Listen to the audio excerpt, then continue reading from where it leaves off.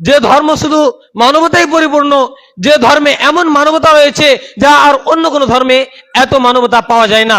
সম্মানীয় শ্রোতা মণ্ডলী, আমি এই হাদিস ও কোরআন দ্বারা আপনাকে মানবতার কিছু উদাহরণ তুলে ধরি যেগুলোতে মানবতা রয়েছে। ইসলামে অনেক বিধিবিধান রয়েছে, অনেক হুকুম ও আহকাম রয়েছে যেগুলি মানবতায় পরিপূর্ণ। ইসলামের প্রত্যেকটি বিধানকে যদি আমরা দেখতে যাই, পর্যালোচনা করতে যাই, পর্যবেক্ষণ করতে যাই, তাহলে সেখানে আমরা শুধু মানবতায় পাবো।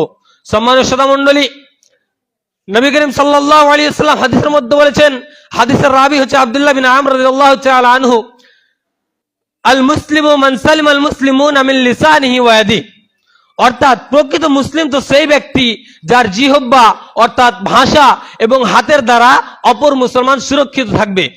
এটা হচ্ছে মানবতা ইসলামের। দেখেন ইসলাম কত বড় মানবতা দিয়েছে মানুষকে, যে কোনো ব্যক্তি যদি কোনো মানুষকে হাতের বা জিহ্বার মাধ্যমে কষ্ট দেয় তাহলে সে প্রকৃত মুসলমান হতে পারে না।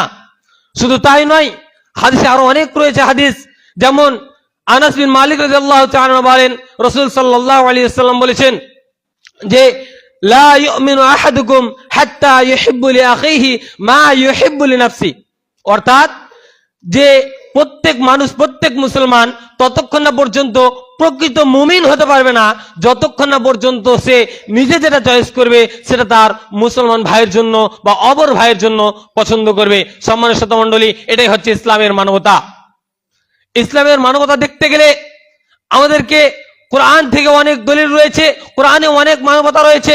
যেমন আল্লাহ তাআলা কোরআন মাজিদের মধ্যে বলেন, অবিল ওয়ালিদাইনি ইহসানা, তোমরা পিতামাতার কি করো? শ্রদ্ধা করো, পিতামাতার সম্মান করো, পিতামাতার সাথে সৎ ব্যবহার করো। এরকম আরো অনেক রয়েছে, যেমন কোরআনের মধ্যে আরো বলা হয়েছে মিসকিনের সাথে সৎ ব্যবহার করতে, মুসাফিরের সাথে সৎ ব্যবহার করতে। যদি আমরা এদের সাথে সৎ ব্যবহার করতে না পারি তাহলে আমাদের মধ্যে মানবতা থাকলো না। সম্মানীয় শ্রোতা মণ্ডলী, আপনাকে একটি উদাহরণ দিয়ে মানবতার আর একটু ক্লিয়ার করে বলে দিই যে ধরেন আমরা রাস্তাতে চলাফেরা করি, সেই সময় কোনো গাছের ছায়া তলে কোনো পশু, কোনো পাখি বা কোনো প্রাণী শুয়ে রয়েছে, আরাম করছে রৌদ্র তাপের জন্য, যে এখানে একটু ঠান্ডা, এখানে একটু হাওয়া লাগবে, তাই সেখানে আরাম করছে।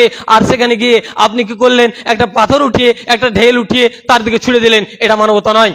মানবতা হচ্ছে সেটা যে সেই পশুটা ঘুমাচ্ছে, সেই প্রাণীটা ঘুমাচ্ছে, তো সেখান থেকে আপনি চুপচাপ চলে যান, তাকে ডিস্টার্ব করবেন না। সম্মানীয় শ্রোতা মণ্ডলী, এরকম অনেক ইসলামে মানবতার পরিপূর্ণ। ইসলাম ধর্ম এমন ধর্ম যার মধ্যে শুধু রয়েছে মানবতা আর মানবতা। কেননা আমরা হাদিসের মধ্যে দেখতে পাই যে নবী করিম সাল্লাল্লাহু আলাইহি ওয়াসাল্লাম বলছেন যে তোমাদের মধ্যে কোনো ব্যক্তি যদি কাঁচা পেঁয়াজ বা কাঁচা রসুন খায় তাহলে সে যেন মসজিদে না আসে। হাদিস রয়েছে, ইবারত এভাবে আছে, মান আকালা বাসালান আও সুমান ফালা ইয়াতি মসজিদানা ফাইন্নাহু ইয়াশুমুনা, কেননা তার মুখ থেকে যে দুর্গন্ধ বের হয় সেই দুর্গন্ধতে মানুষ কি হয়, তা আরো মুসাল্লিদের, আরো মানুষদের কষ্ট হয়। যেন সে কষ্ট না পায়, তাই হালাল ফল হওয়া সত্ত্বেও সেটিকে নবী করিম সাল্লাল্লাহু আলাইহি ওয়াসাল্লাম আমাদেরকে খেয়ে মসজিদে আসতে মানা করেছেন। তাহলে আমাদেরকে কি করতে হবে? সেই ফলগুলো খেয়ে আমাদেরকে ভালোভাবে ব্রাশ করতে হবে যেন তার গন্ধ আমাদের মুখে না থাকে, তারপরে আমাদের মসজিদে আসতে হবে। শুধু তাই নয়, নবী করিম সাল্লাল্লাহু আলাইহি ওয়াসাল্লাম এই মানবতা সম্পর্কে আরো হাদিসে বলেছেন। হাদিসের রাবি হচ্ছে জারির বিন আব্দুল্লাহ রাদিয়াল্লাহু তাআলা আনহু, যে লা ইয়ারহামুল্লাহু মান লা ইয়ারহামুন নাস, আল্লাহ তাআলা সেই ব্যক্তির উপর দয়া করেন না যে ব্যক্তি কোনো মানুষের উপর দয়া করে না। সম্মানিত শ্রোতা মণ্ডলী, এটাও হচ্ছে মানবতা।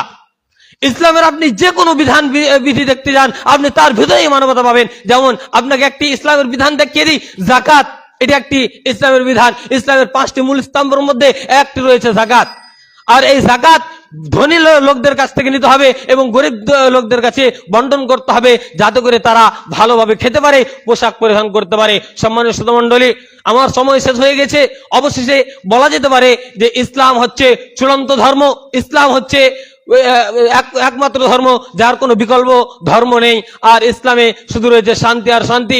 ইসলামে মারামারি নেই, ইসলামে কাটাকাটি নেই, ইসলামে হানাহানি নেই, ইসলামে জঙ্গিবাদী নেই, ইসলামে সন্ত্রাসী নেই। ইসলাম হচ্ছে ভালোবাসার ধর্ম, ইসলাম হচ্ছে ভালোবাসার ধর্ম, ইসলাম হচ্ছে ভালোবাসার ধর্ম, ইসলাম হচ্ছে মানবতার ধর্ম, ইসলাম হচ্ছে মানবতার ধর্ম। অবশ্যই আল্লাহ তাআলার নিকট দোয়া করি আল্লাহ তাআলা যেন আমাদেরকে এই ইসলামকে ভালোভাবে বুঝে এবং তার উপর এই মানবতাকে তার মানবতাকে আমাদের ভালোভাবে বুঝে তার উপর আমল করার তৌফিক দান করেন। আমিন। আসসালামু আলাইকুম ওয়া রাহমাতুল্লাহি ওয়া বারাকাতুহু।